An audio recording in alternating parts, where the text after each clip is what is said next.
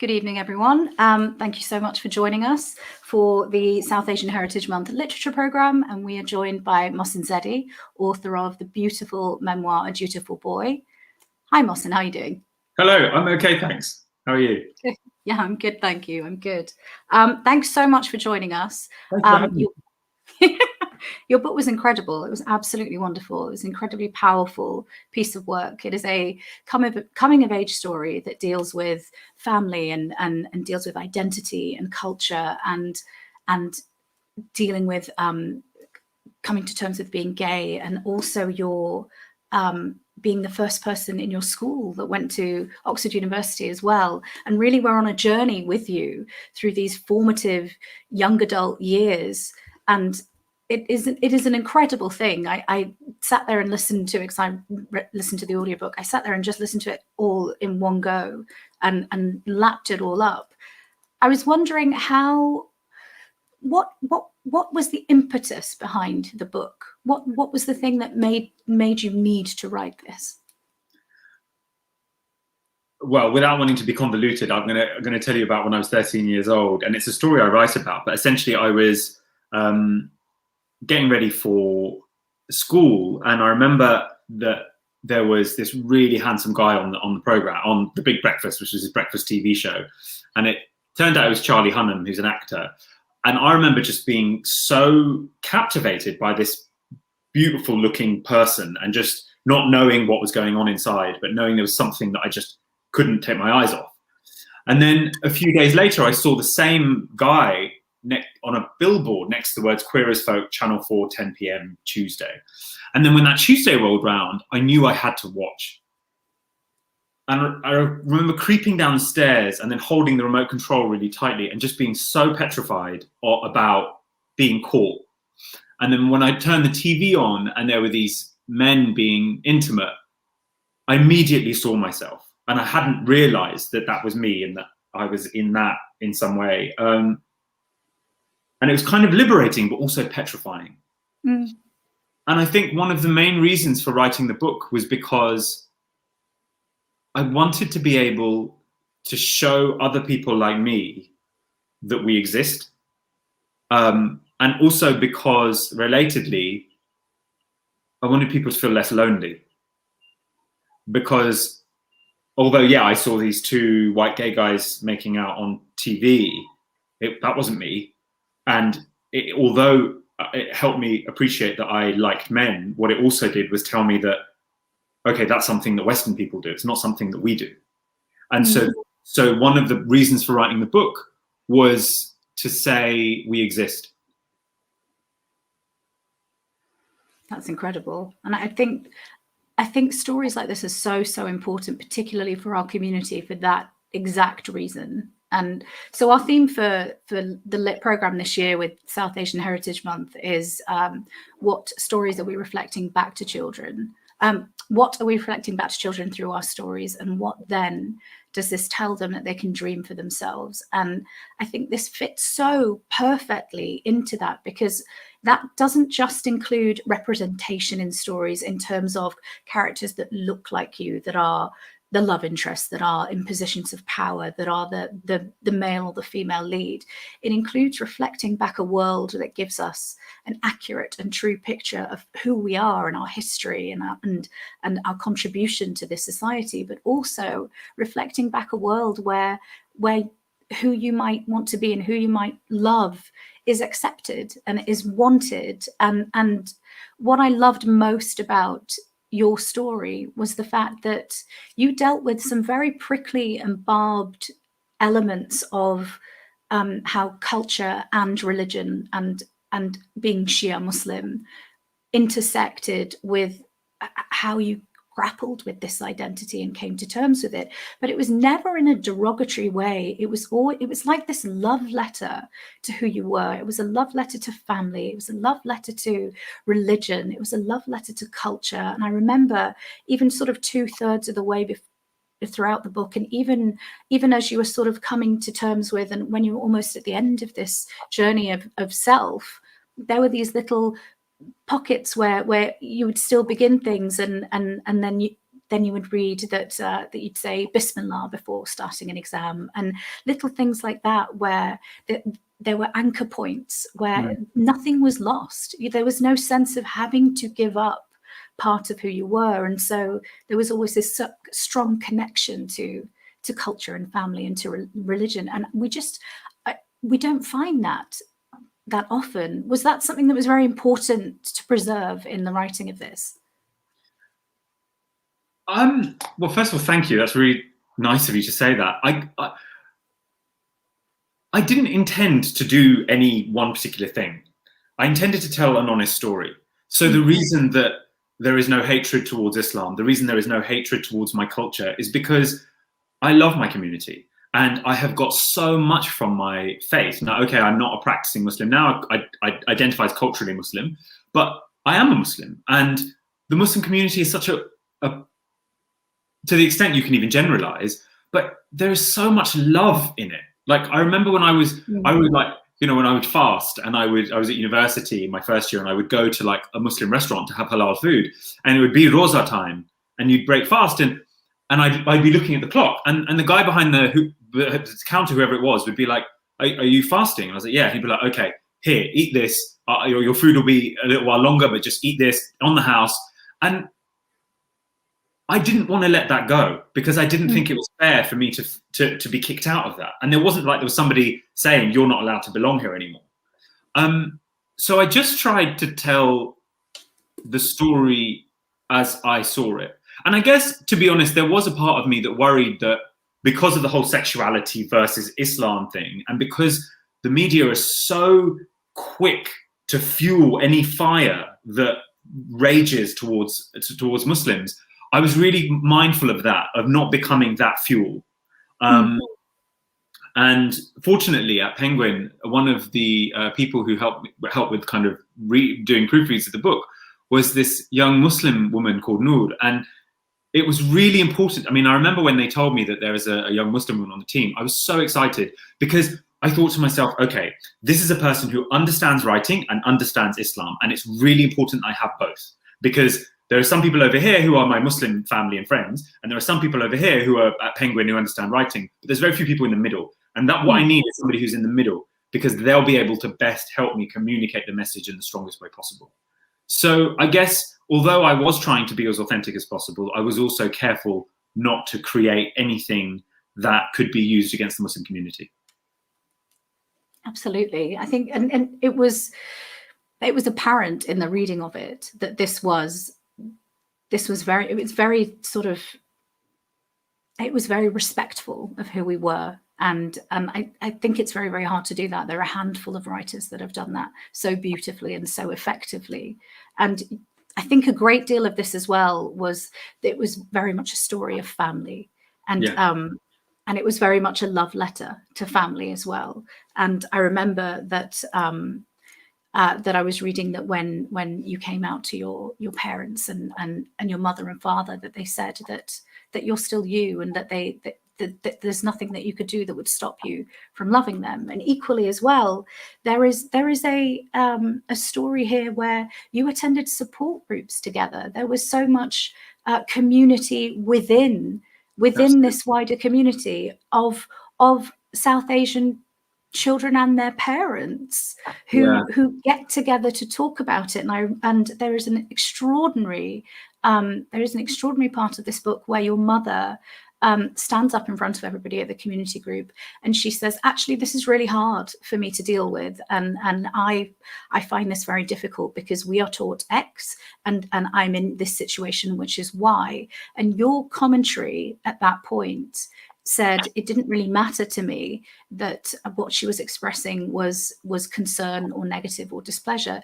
The fact was, she's talking about it. The fact was that she was facing her demon, and this was out in the world and it was open. And that examination of this, I think, is something that's incredibly refreshing. Yeah, because for so long, after I told my mum in particular, she was steeped in this kind of pool of shame, and she couldn't exit. There was no way out. All she could, wherever she looked, she felt embarrassed and ashamed. But because of that, it overwhelmed her, and that overwhelming sense of shame rendered her silent. And so whenever I would try and talk to her or talk about it, because we never used to say gay, we used to say it, she couldn't bring herself to the room. It was almost as if she retreated into this safe part of herself. And the thing about that very moment where she just said, essentially, I hate this, it had come after years of refusing to even look at it. So the fact that she had suddenly looked at it, for me, was transformative. I was like, oh my God, she said something. She said something. It was, I think, I don't know how I describe it, but it was like a light at the end of the tunnel, because for so long it felt like we weren't even in a tunnel, we were in a vacuum. And then you realize, no, there is a journey here. It's not just going to stay the same. It's important as well to, I think that's really beautifully said. And it's important as well, I think, to when we talk about this, to explain for anyone that hasn't read the book, that this is an imperfect process. It wasn't just Mohsin telling his parents and them going, let's go to a support group, this is fantastic. It wasn't like that. This was many years in the making, and it was imperfect. And the point being, there was a point where your parents were trying to solve this or approach this in a way using the tools that they had up until that point, which were the best at their disposal. And so there was this incident with the witch doctor as well. And even the way that you talk about that, it's never in a derogatory, shaming way. It is in a way where you're just laying out the facts and saying, well, this is where we were, and then here is where we are. Do you mind talking a little bit about that experience? Yeah, so a week after I told my dad, so when I told my dad, he was initially very supportive. And so he said, you're my son, I love you. I had my bags packed upstairs. I had my uncle in the house because I worried that my dad would be violent. And he had the opposite reaction. He just said, I love you, you're my son, you're not going anywhere. And it was kind of unbelievable. It was, as I describe it in the book, it was the one reaction I just had not prepared myself for. And it was almost debilitating, because it was just, you kind of prepare for everything. And then the one thing you don't prepare for is the thing that happens. And but then a week later, I got home and there was a man, an older Pakistani man, who was there to try and cure me. And he tried to give me an ointment and told me that if I took the ointment, eventually I would be cured. And I'm not going to lie, I was really angry. I was angry at him. I was angry at my parents for not being more parental in being able to protect me. And I was angry for myself, because I thought I shouldn't have to do this. I shouldn't have to be the grown-up, and I shouldn't have to try and protect myself from this deep, deep psychological harm, because that's what it was. Now, actually, for me, luckily, I'm a really strong-minded person. I was trained as a lawyer, so I go straight to what is reasonable and what is unreasonable, and I'm thick-skinned because I had to be. But not everybody deals with it in that way. And I think one of the main reasons I was so angry at this man was because I said to him, he said to me, like, oh, I've helped other people. And the thought of these young South Asian, I imagine they were all South Asian people, who were so vulnerable and so desperate that they would tell their families, and then their families were so vulnerable and so desperate that they would find this man who peddles this lie, this falsehood that's designed to exploit the vulnerabilities of these people who in this situation. And then he was saying to me, oh, well, I've helped others. And I just thought, they're lying to you.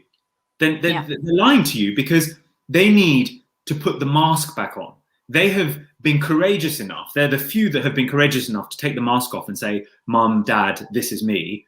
And then you've come in because there's a fire, and you've pretended as if you've put it out. But all that's happened is you've closed the door, and you've allowed that person to pretend that there's everything's fine. And so that was a really hard experience. And the reason I wrote about it is because I wanted to show how desperate the situation was for all of us, not just for me, but for them too. Because for my parents to resort to this meant that they were really desperate. And I also wanted to show that this happens in the UK. You know, it happens a lot. And I'm part of the campaign to try and ban conversion therapy. And this is why, because how can anyone be in their right mind at that really vulnerable state in their lives? And then to try and seek therapy for something that you cannot cure, that you do not have a choice over, seems to me to be something that we as a society should say, no, this is unacceptable. I agree. And when I got to that point in the book, first of all, I'm really, really glad that you lawyered him away. Let's be clear about that. And when I got to that point in the book, I was so angry because I had a similar feeling whereby I just kept thinking, how many children have you done this to? Yeah. How many children have you done this to? How many scared, vulnerable children who have opened up their hearts and mouths to their families have you done this to? And where are they now and what's happened to them? And was this something that was born out of your own self-hatred? And when you asked him, are you gay? Yeah. Are you? And I was just like, yes. And honestly, it was just a point where and he said, I've never met anybody as stubborn and disrespectful as your son. And I was just going, good. Yeah. I'm glad. Because I remember nothing was landing. Like, I was saying to him, like, you don't know, how would you know? These people are lying to you. And then I just thought, and I remember being really embarrassed because I thought, I feel like I should be winning this argument. Why am I losing this argument? Because I am right and he is wrong. And well, because logic has no place on that battlefield, does it? Exactly. That's exactly right. Yeah, and it was important to me to write about it because, you know, there were moments where I was really frustrated with my parents, and I couldn't, and I did feel like I was coming to the end of a road. And that was one of those moments where I just thought, I don't know how much more of this I can take. Now, to be fair to them, my dad had only known a week. But it was this kind of delicate balance between love for my family and self-preservation. Which is incredibly necessary, I feel. And in terms of that as well, in terms of having the space to develop your sense of self, these times away in different countries because of work and study. So you're in Holland and then you were in Madrid as well. Do you feel that those were life rafts almost during this period of time where it was uncertain with family and with all of this? Yeah, so when I was applying for university, I remember my dad said to me, you can't apply to anywhere outside of London, apart from Oxford. And I remember laughing at that, but I didn't care because at the time I wasn't, thinking of coming out. I was going to get married and I wanted to stay at home and I didn't think I was going to get into Oxford. So, but then when I left London to go to university, I was suddenly by myself. The proximity of my parents, their sphere of influence was just that little bit weaker because I was on my own. I wasn't having to go home and see them every day. And the same became true when I graduated and I was living at home and then moving to Madrid or living in Holland. Just being that slightly further away allowed me to think more about myself and allowed me to worry less about the prism through which they saw me.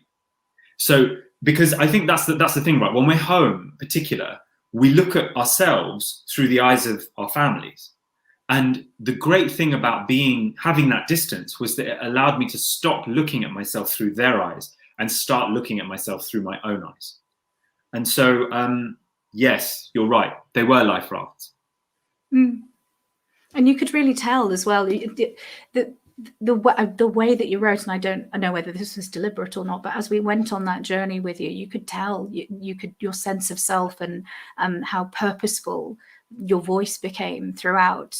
You could tell that it was flourishing and you could tell that it was developing, and it was such a pleasure. It really was. I recommend that everybody reads this book. Would you like to do a reading for us? Sure. Oh, hang on. First of all, if you have any questions for Mohsin, by the way, post them into the chat, and I will pull them through. We absolutely welcome your questions, and we'll take them at the end. Okay, so I'm going to do a reading from the prologue. I'm not going to read the whole thing, just from about halfway through. I'm going to pop myself. My parents lived in the London suburb 6 stops east from Mile End on the Central Line. Those 6 stops were almost as familiar to me as the family home itself. Usually, I travelled alone, and at each stop, a part of me would fall away. At Stratford, I would forget what they had said to me.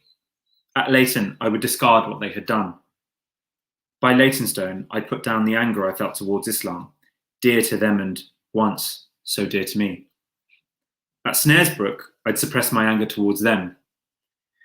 Then South Woodford, the penultimate stop. That's where I would leave behind what I cherished most of all, my love for him. To take it with me would have been to disrespect, to demean it. On this day, though, no part of me would be left behind, not my love for him and not him either, not his whiteness or the sharp blue of his eyes. If only I could dim the bright blue, which I loved so much, just for that evening. Make him smaller, moulded to fit neatly into their closed hearts.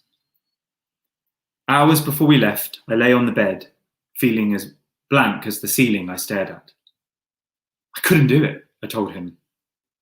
As I spoke, cracks formed in my numb veneer. Beneath it, a seething rage. I told him I was sorry, and I was sorry. I was desperate to go through with it, but consumed by anger towards her, at myself, and at the rules that had built a wall between us. But then we were on our way, on a train heading for the unknowable. I held on to him more tightly as we got closer, for once hanging on to those things I had become so accustomed to leaving behind. We stood outside the house. 2 men. My dad opened the door. I asked him where she was, and his frown made my heart sink. That concludes the reading.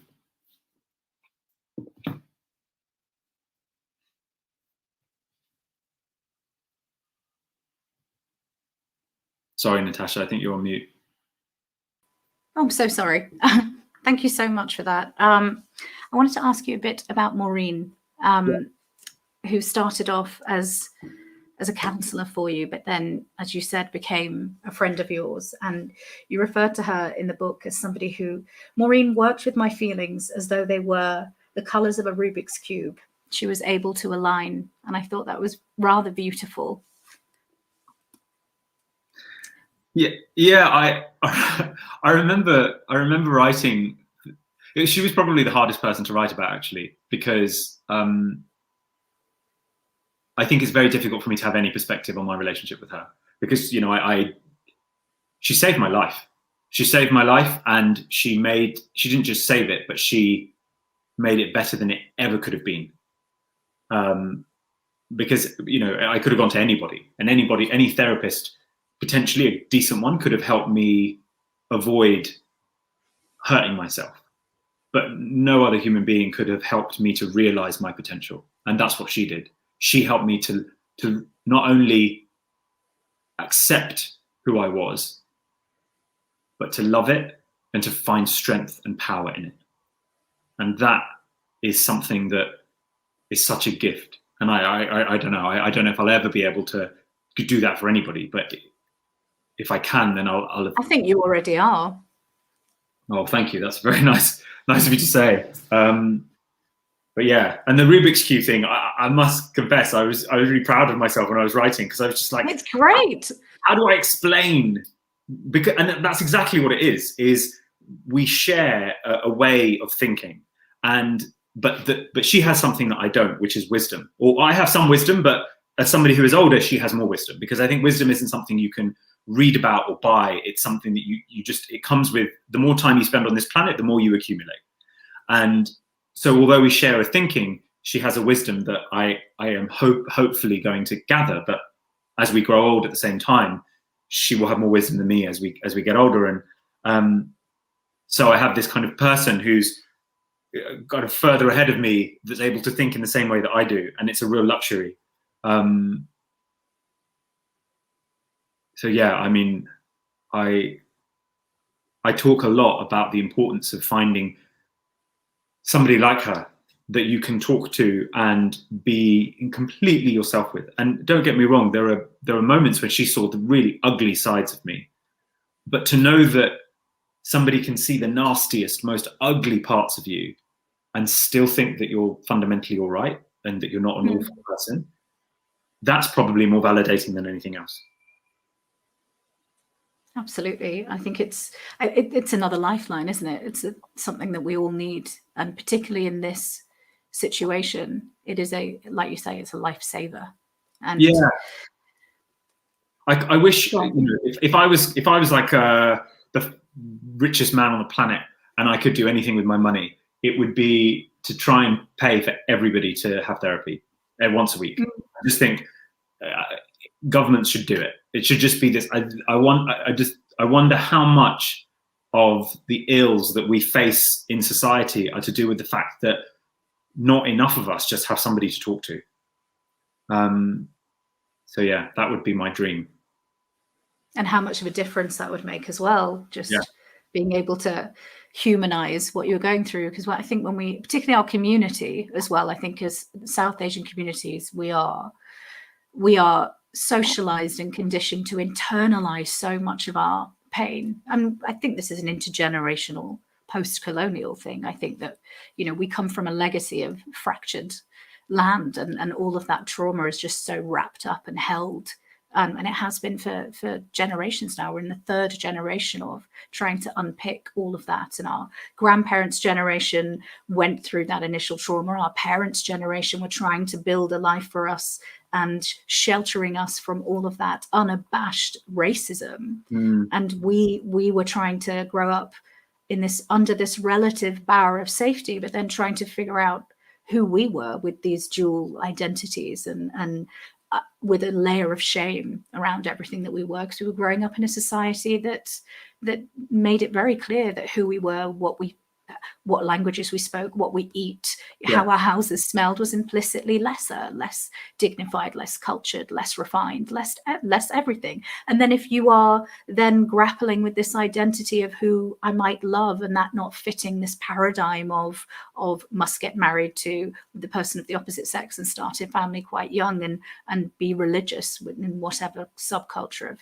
the South Asian diaspora you're in, it is a mess. Like, it is an absolute mess, and it's so much to unpick. And then we're all sort of getting to this age where we're in our 30s and beyond, where we're suddenly looking backwards and going, intergenerational trauma as well. Oh my goodness. And it's quite the cocktail, isn't it? And it's and we just didn't have books like this when we were growing up, and had we, you know, the world that would have been reflected back to us would have been so much more reassuring. And this is probably why seeing Queer as Folk was so, you know, such an anchor point, because it's something that is like you, something that where there is kinship, and I think particularly for us and our community, belonging isn't about a place, it is about commonality, and it is about kinship, and it becomes interpersonal.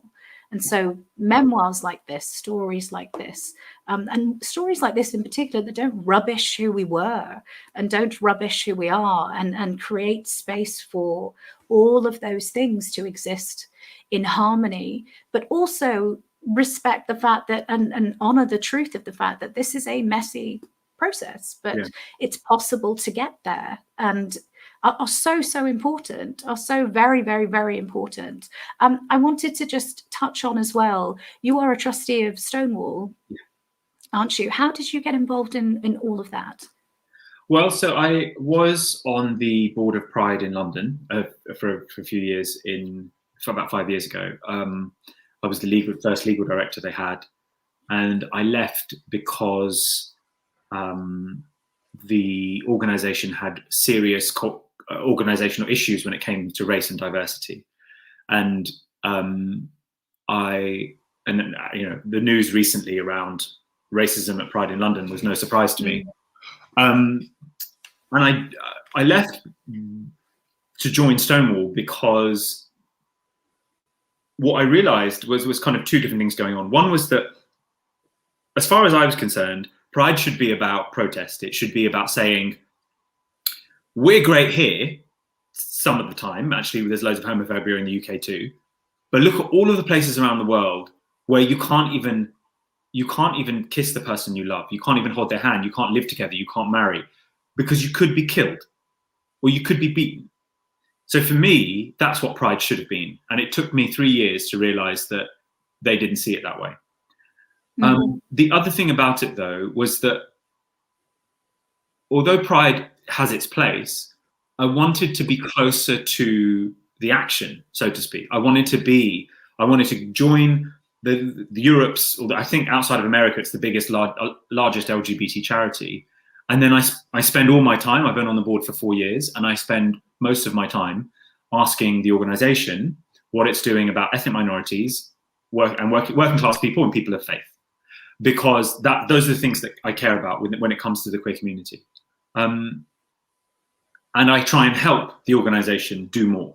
So that's how I got involved, and that's why it matters to me.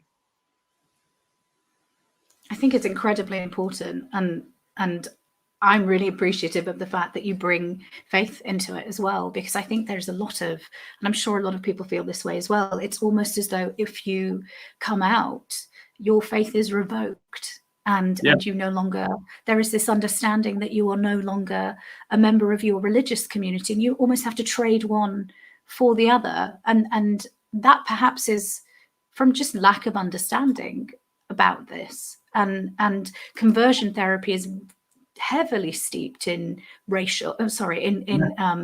religious culture as opposed to racial culture. And it comes from a puritanical religious thinking. And South Asian culture is really, and you've touched on this before in previous interviews, that South Asian culture, it isn't homophobic by nature historically. This is Section 377 is something that was imposed. This is all from Christian fundamentalism this is passed down to us from colonialism. This is post-colonial legacy. Would you like to talk a little bit about that?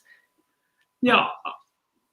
I remember when I was young, I went to Pakistan for my cousin's wedding, and in Pakistani culture, and I'm sure this is true in South Asian culture more broadly, there is a belief that when someone's getting married, it's really important to bring people of the third gender, so intersex people or trans people, depends who they are, into the home, because they bring blessings upon the marriage.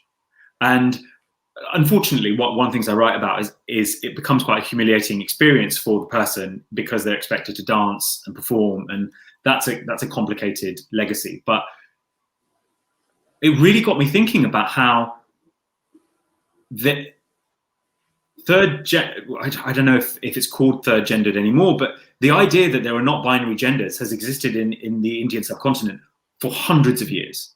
Exactly. And I guess it's difficult because you don't know what would have happened, but I wonder the extent to which our cultures would have been steeped in homophobia were it not for colonization.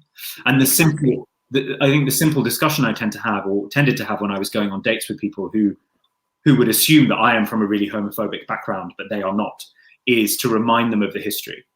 And that applies more recently as well, because I'll go on interviews on radio programs or something, and I'll be asked, what was it like growing up in a homophobic culture?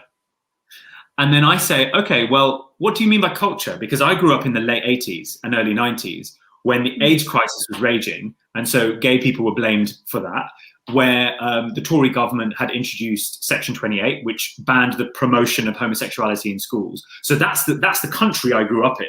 So when you say... Do you mean Britain? Really? So when you talk about homophobic culture, because of the color of my skin, you mean my parents, you mean my religion, you mean my family. Because to you, they are homophobic, whereas the culture you grew up in is not. And by way of reminder, we grew up in the same country. And exactly. And that I find quite frustrating, because it's almost like, because of this brown seems to give them a message that we are somehow different to them, that our backgrounds are somehow different to theirs, and that we didn't, you know, we aren't still living with the legacy of colonization, with the likes of the laws that you've just mentioned, that those are ours, and that we bear that burden, that they're somehow free of those shackles. Indeed. At what point does the othering end? Even after all of the, even after history has released you from said shackles, the othering does not stop, and it does not end. And even when you are part of a new community, and when you are part of the LGBTQ plus community, I know there's points in the book that you've touched on where racism still persists, even more so. It's so overt as well. And I remember you talking about certain experiences on apps and on dates where people are horrendously explicit about what they are and aren't attracted to, and literally to your face will just go, no, sorry. And that seems appropriate, and that seems fine. Do you find that that's something that has changed with time, or do you think that is just a problem that has persisted, and that's something that we need to tackle still? I think that the queer experience has historically been centered around white men and white middle-class men. And I think that's problematic, because what it allows those people to do is to believe that because they are gay, they have license to say and believe whatever they like. Because as far as they're concerned, they're an oppressed minority. So of course they can't be, or they can't be, they can't be homophobic, they can't be racist, they can't be transphobic, because they are a minority. And I think what's changing is, one, them being the center of the narrative, which I think is a welcome change, but also, two, the idea that just because you are different in one way, you will understand difference in another. And that is something I learned the hard way. When I joined Pride in London, I automatically assumed everybody would be totally respectful of my race and my religion and my background. And that wasn't the case at all. Actually, the time for me, when I woke up and realized that racism is insidious and exists everywhere, is when I joined the Pride board, because that's when I realized that, oh, all of these people are middle class. They don't care about working class experience. They do not care about the fact that I'm a person of faith, and they don't care about the fact that I'm a person of color. And yet they claim to be these liberal people because they stand on this liberal platform. And it's deceptive. It allows them to put up a smoke screen and say, look at our liberal values, we're accepting. When actually, because they have that smoke screen, they get away with a lot more than somebody who's heterosexual might. It's a shield, isn't it? Yeah. It's a strange thing. Oh, hang on, we have a question from Saz. I'm going to put it on the screen, and I'm going to put my goggles on because I'm a bit blind. Okay, looking back on your experience, what part of your life would you change or do differently? Interesting. So, thank you for the question. This is not me obfuscating. I genuinely try not to engage with shoulda, woulda, coulda. And the reason is because I don't think there was anything to be gained. I have made mistakes. That's not to say I haven't made mistakes. There are definitely things that I wish hadn't happened or had happened differently. But I can't change them. All I can do is learn lessons and try and make sure that I don't repeat those mistakes. And so, yeah, I don't think there is anything I would change, is the answer. But that's, hopefully it's not because I think everything was perfect, but because I don't believe in living your life with regret.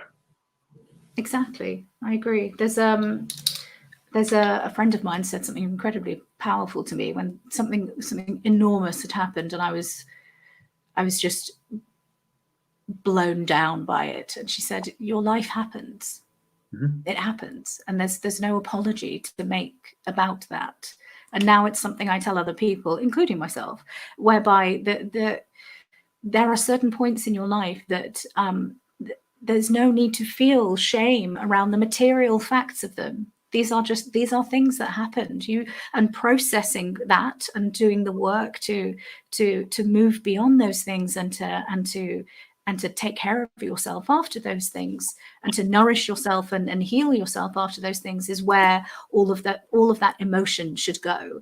But shame around the material facts of them, that is unnecessary. That is not necessary, and it's a waste of your precious energy. And I think everything that does happen happens for a reason, and your life happens, and it does. And I think, particularly as a community, I think we put a lot of emphasis on feeling shame about the material facts, and I just don't think that we need to. I don't think we need to be honest, the things, to the extent that I do regret stuff, it's not stuff that I've done wrong for me. I think it's where I've hurt other people, where I have sometimes, like intentionally, sometimes unintentionally,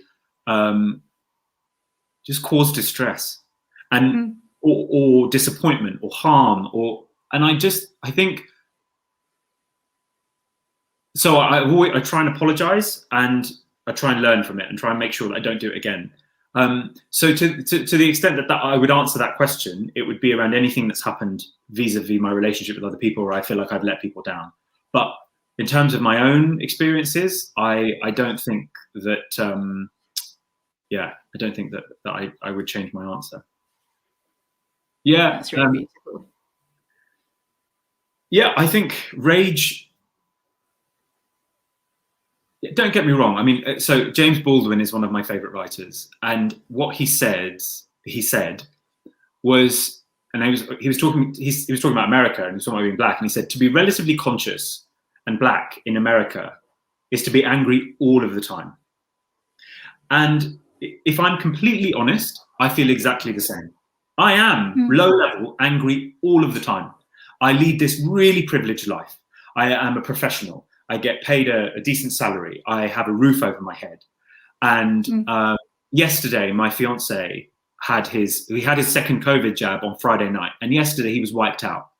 And I remember saying to him, we're so lucky, because actually a week earlier, I'd been wiped out by my second COVID jab. And I had to just be on the sofa. And I said, we're so lucky, because there are people that have 3 jobs, that have to feed their children, that can't afford to sit on a sofa and feel sorry for themselves because they've got a temperature. They still have to get up. They still have to clean windows. They still have to go and work in shops or whatever it is, because they don't have the luxury that we have. And you know what? That makes me really angry. So I'm not going to say that I'm not angry, but, and I think I say this in the book, that I'm content with the experiences I've had. I feel so grateful to the universe for the things that I have and the future that I hopefully will build. But what makes me really mad is that there is such an inequity in this society, and it seems to exist, and we just let it happen.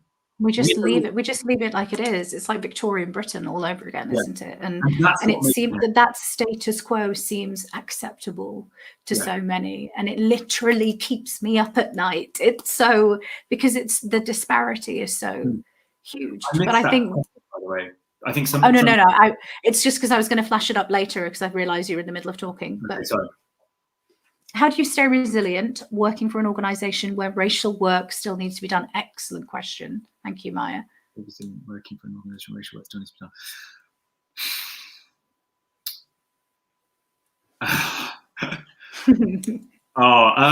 So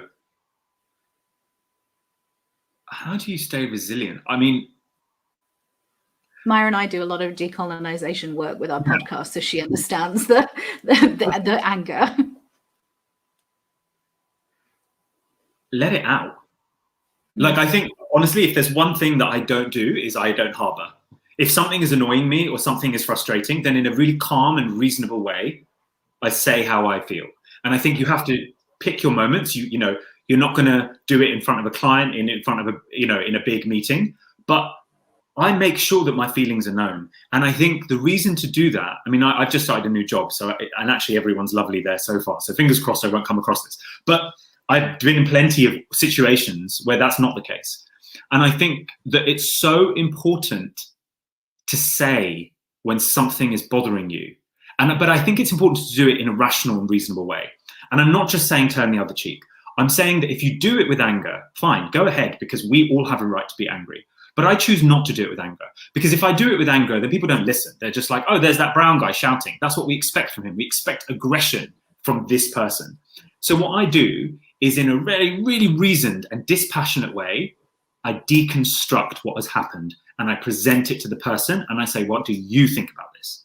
And I'm going to give you an example. When I was still a criminal barrister, I was prosecuting, when I was a young criminal barrister, I was prosecuting this bunch of driving incidents. It's called a driving list. So you stand in a magistrate's court and you prosecute everything that comes in that relates to driving incidents. And there were these two different defendants, one at the beginning of the day and one at the end of the day. And it was around failing to respond when the police have asked you information about a driving incident. So you've got a letter and you haven't replied. We had this really posh middle-class guy who lived in a gated community with a doorman who was in charge of his post. And he came in his blazer and his chinos, and the magistrate said, why didn't you reply? And he said, oh, I'm really sorry, I've got 3 kids and I don't know what happened. And I was like, and so I stood up and said, does your building have a doorman? Yes. Is that doorman 24/7? Yes. Is the doorman's job to make sure you get the post? Yes. Okay, fine. He's found not guilty of this offense of failing to respond. At the end of the day, a Nigerian man walks in with a heavy accent, says, I was living in this place. I moved 2 months ago. Here is the evidence that I moved. I did not receive this letter. And he's found guilty of that offense. And at the end of the day, the legal advisor in the courtroom said, oh, well, that was a productive day, wasn't it? And I was like, well, I think that depends on your definition of productive. And she said, what do you mean? I said, well, do you remember we had that middle-class man at the beginning of the day? And she was like, yeah. And I was like, and then we had the exact same offense later in the day. Yeah. The interesting thing for me was that the magistrates found the white guy not guilty, even though he had a doorman that was in charge of his post. And they found the black guy who proved that he had moved house guilty. And I found that interesting. What did you think of that? And you should have seen the discomfort on her face. And the reason I did it was because that was me trying to remain resilient. It wasn't just me making a point. It was because the only way I could swallow that injustice was to point it out. Mm. And that's what it needs. I think that's the way that our anger has to dissipate, because we aren't allowed to get visibly angry. There isn't space enough for us to be visibly upset, because society is conditioned to see us as aggressive, to see us as the perpetrator, to see us as violent and problematic. So our anger is never justified, even when there is proof. Yeah, even when it is black and white, and you have to tailor it. And I think that's an extraordinary way to do it. And I think that's a very powerful tool to process this anger, because otherwise it will eat away at you, and turning it on its head and going, hi, I'm going to lawyer this one. What do you think? Do you think that was acceptable? Or why would you say that? And then holding space. I just hold space for people and just look at them and go, that's interesting. Why would you say that? Yeah. And just don't speak. In the same way that I don't get up in waiting rooms when people mispronounce my name, I just correct them and sit there and wait for them to say it properly and then get up.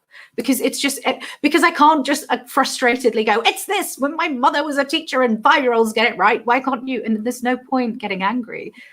I think we just do it with our silence and with our politeness. We turn these societal tools that have been used to oppress in a lot of ways, we turn them back on their head. I think that's an extraordinary piece of advice there, and an excellent way to handle these things. Thank you so much for that. And we have another one coming in as well. Given that there are so few books out there that deal with being gay and Muslim, how candid you are in the story you tell, how has the book gone down in the Muslim community? Excellent question. So the first thing to say is that, I mean, I know I've spoken about Muslim community myself, but I think it's very difficult to talk about the Muslim community as one thing. And the honest answer is that of the feedback I've seen, it's been overwhelmingly positive. Now, I'm not going to lie. I've definitely had some nasty stuff, and that's been from Muslims and non-Muslims. But I have been surprised at how much positivity I have received, not just from the Muslim community, but how much positivity I've received. I expected more negativity than positivity, and it's the other way around. I'm glad to say so far. I'll give you a small anecdote. My dad's sister is the leader of our mosque, the women's section of our local mosque, and I had never told her about myself. And And then the book came out, and my wedding to my fiance was cancelled because of COVID. And I'd kept a distance from her, my pupil, because I was really worried about her reaction. And she called me during lockdown, and I saw the number and I froze and I was petrified. And eventually I answered. And we spoke for a while. And she said to me, I hear you were supposed to be getting married. And I said, yes. And all she said was, I'm sorry to hear it was cancelled. Next time, make sure I get an invitation. And that's it. So for me, when people ask me that question, they're expecting me to say, oh my God, I got so much abuse, I got so much violence, you know, all of that stuff. And the reason that we expect it is because we, even in our minds, and I'm including myself in this, we have swallowed the idea that Muslims are violent, that Muslims are angry. We've so swallowed it that it's become this inherent part of us. And so we ask that question of each other, and Muslims ask me that question because they genuinely want to know whether what they believe to be the case is the case. And the answer is it's not the case, because this prejudice and this fear is whipped up not by us, but by everybody else. They have turned us into these monsters. And then when we ask that question, what we're actually asking is, did that monster roar? And the answer is, that monster doesn't exist. Powerfully put. I agree with you. You reminded me as well of what your father said in the support group towards the end of the book. And he said, God created my son this way, and it was me who had the problem, not him. Yeah. That's incredibly powerful and so beautiful. And when people ask you, like, how did it go down? What was it like in your community? And it's like, well, it was unabashed love that I got from my family. Yeah. And we went through something quite difficult and extraordinary, but the love never dissipated. The support never went away. It was just hard. Like any other family coming to terms with something different. We had to acclimatize, and that took some damn time. And that's what is so extraordinary and powerful about this book. It is a human story about family that were just getting their head around something that didn't come so easily to them because it wasn't something that they were used to. The other thing I would say, because you're completely right about that, is when people ask me about reactions, I receive messages on a daily basis from Muslims and non-Muslims alike. But I receive some really heartfelt messages from the Muslim community, from brothers and sisters and parents and queer people themselves. And if I could find a way, and I know I can't because of obvious reasons, you don't want to reveal anybody's identity, but if I could find a way, I get to step back. I have the privilege of seeing all these messages, but none of these people see each other. They exist in their bedrooms or in their living rooms or in their cars because they're too scared to go inside the house and send this message, or they're having to read the book surreptitiously, or on their headphones because they can't read the book because people can't see the front cover. But the thing is, all of these people exist, and I have the privilege of being able to know that and see that, but nobody else gets to see it. And if there was one thing I would love to be able to do, is to find a way of being able to show that picture to people, because it's a lot. There's so much community out there, and the problem is it's not connected yet. And I hope that with this book, and I'm trying to set up a permanent support group for Muslims in this area, in this space, I hope that those communities will be forged. I agree with you. I think it's an incredibly galvanizing thing, this story and everything that you're trying to do.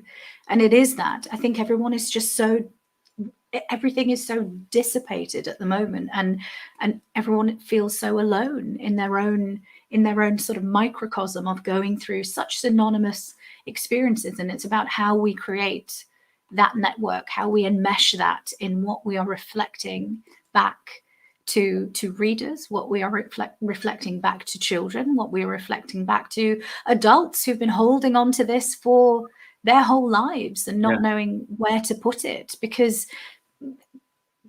community is it can be a beautiful, wonderful, nurturing thing, but it can also be so debilitating at times if you are not with people who see you and understand you and love you. And love is a very complex thing, and things like this, books like this, memoirs like this, the fact that you are here and you are talking, the fact that you haven't written this and disappeared, the fact that this is an ongoing dialogue, that you're creating this community as we speak. You're doing the work as we speak, and it's incredibly important. It's an incredibly important thing, and it's really inspiring as well. Thank you. I mean, you know, I think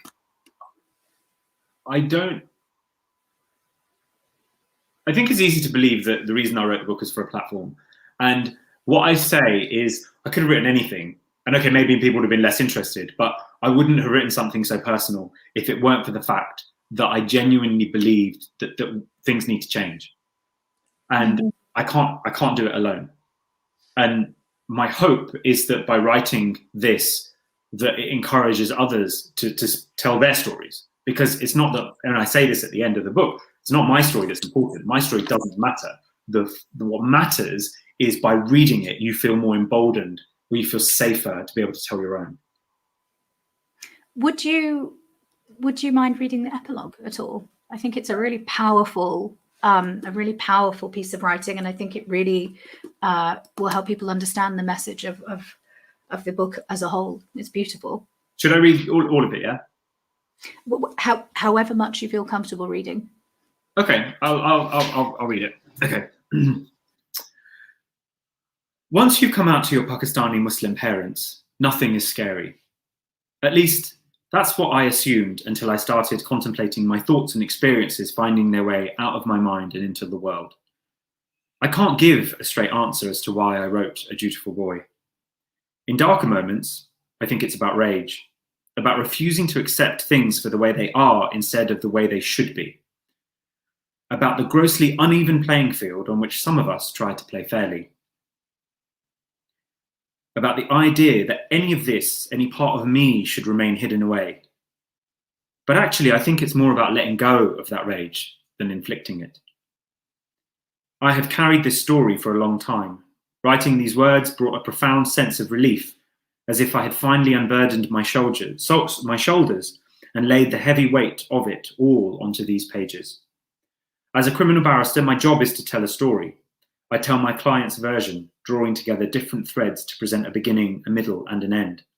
My opponent does the same, and then we leave it to the jury to decide which version they find more convincing. A story can send someone to prison. It can be the tale of a life ruined, and the telling of it can also ruin lives. But I don't think a person has to be in front of a jury for their story to have meaning, for it to be told in the name of what is fair and just. It hasn't been easy. At times I felt somewhat like the canary, willingly lowering myself into the coal mine. There has been many a sleepless night wondering whether I'm doing the right thing. No doubt there will be more. I have always been a worrier. I'm not sure if it's in my nature or in my circumstance. Either way, I worry. I am used to living in a state of anxious anticipation, holding my breath for the next calamity. I pause to consider what safety feels like and wonder whether I feel it now, whether now is the time to just breathe. My worries used to be about who I was, the little Muslim boy, the young gay man, the lawyer fighting for what is right when so much feels wrong, the son wanting to be loved. But those parts of me have found peace. In some ways, it was easier when there were barriers in front of me, because the only thing I could do was climb over them. And I didn't climb alone. A series of sure footings and people support helped me to make it over each hurdle. Without these links, this chain of people, things could have turned out very differently for me. And now the future feels promisingly uncertain. But rather than be concerned with what might come next for me, married life, the hope of children, a deluge of tweets telling me how wrong I am, my worries have become societal, larger, uglier, and more confronting. They are about things I want to achieve but cannot accomplish by myself. It's overwhelming to think of the millions of untold and half-told stories that have come before mine, of young men either throwing themselves or being thrown off buildings because of who they are, of black and brown queer people murdered in places that are supposed to protect them, and of children too scared to go to school because adults at the school gates are protesting against an inclusive education. It's even more overwhelming to think of the millions of stories that will come after this one, including from those same children stopped at the school gates, who will grow up hating themselves for something over which they have no choice, no control. I fear that many of these stories will feature greater struggles with less certain outcomes than mine, and how compounding this fear is with a resurgence of populism taking place in the background. Despite this, I am full of hope. I interview potential undergraduates applying for law at my old Oxford college, asking questions of anxious young people sat in the same place I sat 17 years ago. I wonder where their stories will take them. We each have a story to tell. We've each felt like the outsider, with onlookers twitching from behind their curtains in judgment as we stand alone in the street. So what are these stories? I have a feeling there is a lot to be learned by listening to them. Nelson Mandela said that things can always seem impossible until they are done. I was unwilling to give up on my parents, and I am equally unwilling to give up on the idea that things can change. Of course, this book won't change the world, but when we are young, we need to see pictures of what's possible. An image that we can hold on to as we pull ourselves up into adulthood. One ambition of mine is that a few of the characters in this book can paint the picture that might spark conversations to change things for the better. But this story is one set in the past. I'm a governor of my old school. I'm a trustee of Stonewall. I'm a barrister. And now I am the author of a memoir. Why? Because what matters is not this story, not my story, but the story of what happens next. Thank you so much. I think that perfectly encapsulates what this book is about, but also what you're trying to do as well, and who this book is for. And it dovetails so beautifully with the theme of the literature program for South Asian Heritage Month, when we start thinking about who these stories are for and why they're important, why it's important for us to see this reflected back to children, to young minds, to young hearts, to vulnerable people who are looking for belonging and looking for versions of themselves. And that's not just versions of themselves who look like them in stories. It's people who have the same experience of them, and people who they can look at where family is grappling with this experience and muddling their way through. And there is a beautiful thing that your father said, and because you, towards the end of the book, you start talking about meeting Matthew and your fiance and how galvanizing that was as an experience. And when you brought him home to meet your family, how welcoming and warm and kind everyone was. And when you thought your mother was going to shake his hand and then she hugged him. And then when you wanted to propose to Matthew, there's a wonderful part in the book where your father jokingly just goes, "Oh God, what now?" when you wanted to talk to them about something. And I found that just such a wonderful humanizing moment. I thought it was just a lovely, lovely thing. And your mother just saying, "I can't believe my little Muchi is getting married." I loved it. I absolutely loved it. And again, as well, that you use the kintsugi analogy for how we are broken into pieces, and what this picture of life is, with all of these different identities of how you have to piece everything back together. And you describe your partner as your golden resin. And I thought that was very, very beautiful. Yeah, I mean, I think the thing about this is that as the author of the book, you get to go on these cool talks and talk about it. And I think sometimes people look at you as the kind of hero.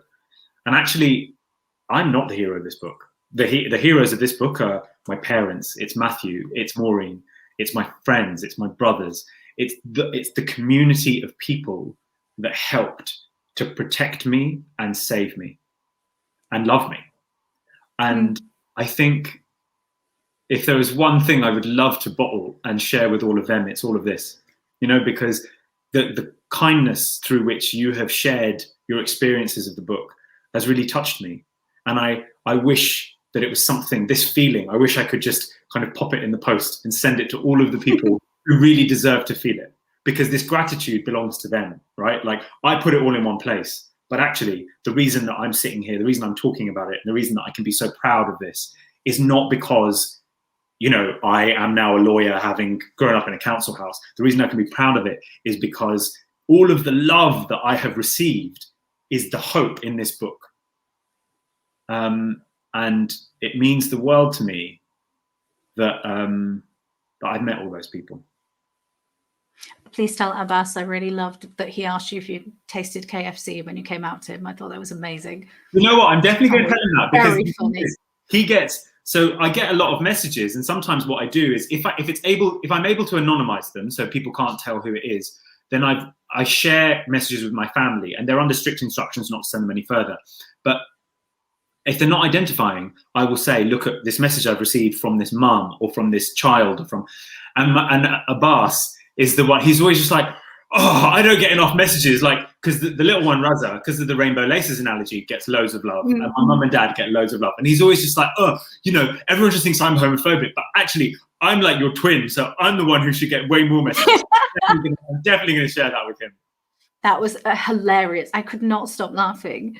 Because it's just the idea of everyone just looking at like haram food and just going, "Oh my god, that looks really good. I really want it." And you were like, "Yeah, I've really tried it. Actually, it's really delicious." It was so and you know, funny. The thing is, I think only people, South Asian people, it doesn't matter whether you're Muslim or not, really get that story. Because like some people are like, "Wait, why would that be the first thing he asked?" Whereas all South Asian people are like, "Oh my god, that they totally get it. They totally, because we grew up eating like non-union alternative KFC. That's why." Oh, good God.